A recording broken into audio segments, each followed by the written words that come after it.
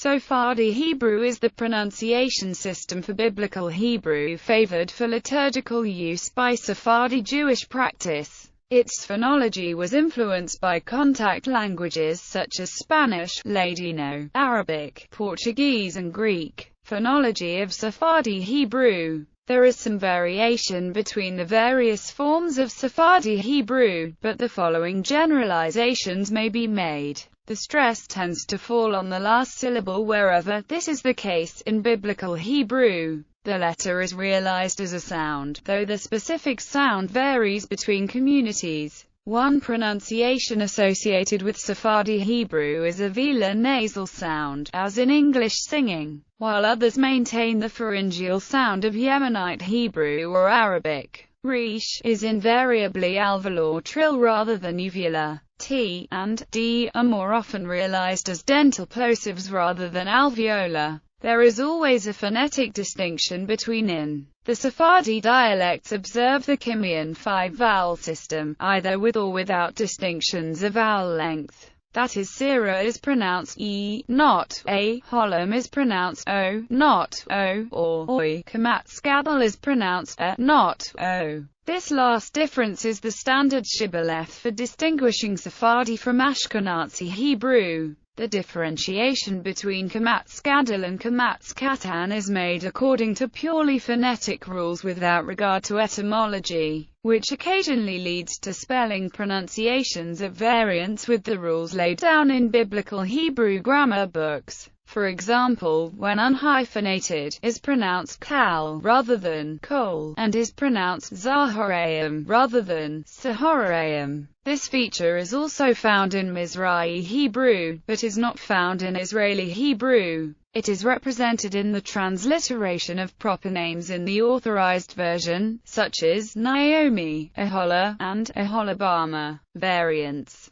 Sephardim differ on the pronunciation of Bet Rapha. Persian, Moroccan, Greek, Turkish, Balkan and Jerusalem Sephardim usually pronounce it as V, and this is reflected in modern Hebrew. Spanish and Portuguese Jews traditionally pronounced it as B tilde beta, though this is declining under the influence of Israeli Hebrew. This may reflect changes in the pronunciation of Spanish. In medieval Spanish, B and V were separate, with the same sounds as in English. However, in Renaissance and modern Spanish, the sounds of the two letters have assimilated, and both are pronounced beta when following a vowel and as B otherwise. There is also a difference in the pronunciation of Tor Rapha. The normal Sephardi pronunciation is as an unvoiced dental plosive. Greek Sephardim pronounced it as a voiceless dental fricative. Some Spanish and Portuguese Jews and Sephardim from the Spanish-Moroccan tradition pronounce it as a voiced dental plosive D or fricative TH. Closely related to the Sephardi pronunciation is the Italian pronunciation of Hebrew, which may be regarded as a variant of it. In communities from Italy, Greece and Turkey, he is not realized as H, but as a silent letter. This is due to the influence of Italian, Ladino and Greek, all of which lack the sound. This was also the case in early transliterations of Spanish-Portuguese manuscripts, but today he is consistently pronounced in these communities. History. There have been several theories on the origins of the different Hebrew reading traditions. The basic cleavage is between those who believe that the differences arose in medieval Europe and those who believe that they reflect older differences between the pronunciations of Hebrew and Aramaic current in different parts of the Fertile Crescent. That is to say Judea, Galilee, Syria, northern Mesopotamia and Babylonia proper. Within the first group of theories, Zimmels believed that the Ashkenazi pronunciation arose in late medieval Europe and that the pronunciation prevailing in France and Germany in the time of the Josephus was similar to the Sephardic. His evidence for this was the fact that Asher ben Jehiel, a German who became chief rabbi of Toledo, never refers to any difference of pronunciation, though he is normally very sensitive to differences between the two communities. The difficulty with the second group of theories is that we do not know for certain what the pronunciations of these countries actually were and how far they differed.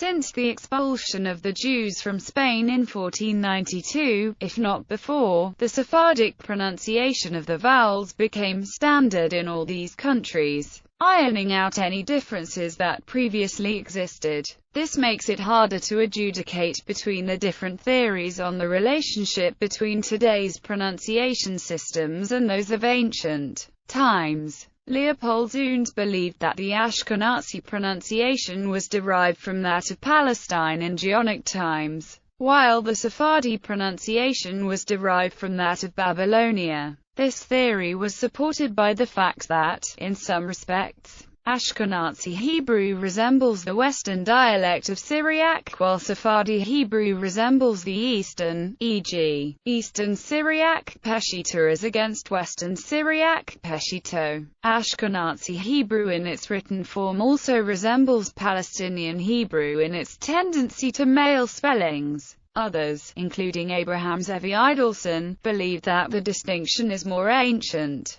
and represents the distinction between the Judean and Galilean dialects of Hebrew in Mishnah times, with the Sephardi pronunciation being derived from Judean and the Ashkenazi from Galilean. This theory is supported by the fact that Ashkenazi Hebrew, like Samaritan Hebrew, has lost the distinct sounds of many of the guttural letters. While there are references in the Talmud to this as a feature of Galilean speech, Idelson ascribes the Ashkenazi pronunciation of Kamatz Gadol as o to the influence of Phoenician, see Canaanite shift. In the time of the Masortes there were three distinct notations for denoting vowels and other details of pronunciation in biblical and liturgical texts. Of these, the Palestinian notation provides the best fit to the current Sephardi pronunciation. For example, it does not distinguish between Pater and Kamatz, or between Segol and Sirah. The Tiberians notation does not quite fit in any pronunciation in use today, though the underlying pronunciation has been reconstructed by modern scholars.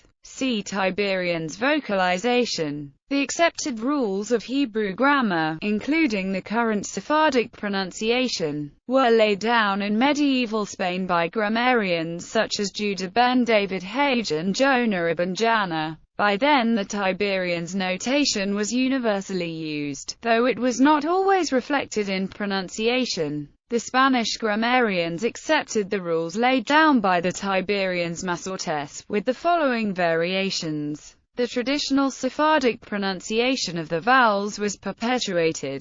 Their failure to fit the Tiberians' notation was rationalized by the theory that the distinctions between Tiberians' symbols represented differences of length rather than quality. Thus Pater was short a, Kamatz was long a, Segol was short e and Sirah was long e. The theory of long and short vowels was also used to adapt Hebrew to the rules of Arabic poetic meter. For example, in Arabic poetry, when a long vowel occurs in a closed syllable, an extra syllable is treated as present for metrical purposes, though not represented in pronunciation. Similarly, in Sephardic Hebrew, a shewa following a syllable with a long vowel is invariably treated as vocal. Further differences from the Tiberian system are: Sephardim now pronounce shewa na as e in all positions, though the older rules were more complicated. Resh is invariably pronounced by Sephardim as a front alveolar trill. In the Tiberian system, the pronunciation appears to have varied with the context, so that it was treated as a letter with a double pronunciation. In brief, Sephardi Hebrew appears to be a descendant of the Palestinian tradition, partially adapted to accommodate the Tiberians' notation and further influenced by the pronunciation of Arabic, Spanish and Judeo-Spanish. Influence on Israeli Hebrew.